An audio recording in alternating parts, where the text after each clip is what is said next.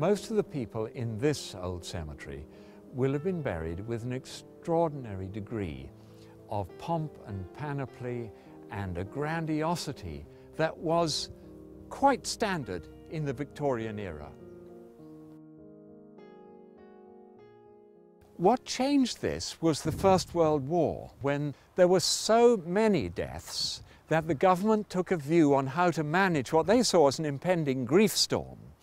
And from Westminster Abbey pulpit, May 1911, we were told to cease this unseemly obsession with death, and echoed by the fashion magazines, to stop parading bereavement.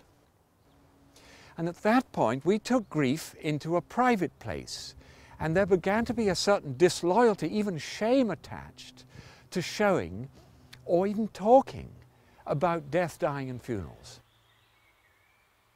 Into this breach stepped the funeral director, which abbreviated the rituals of the funeral such that we got a mere shadow of what was a grand affair in the Victorian time.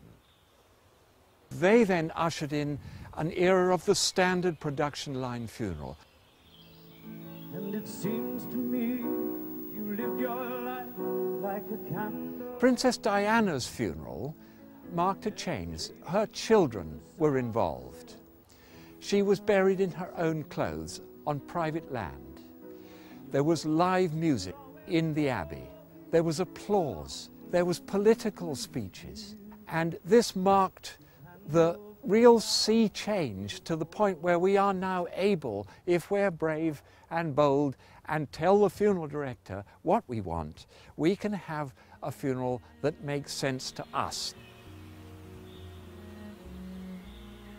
You can have a funeral that is meaningful and that reflects the life of the person who's died and your own family's values.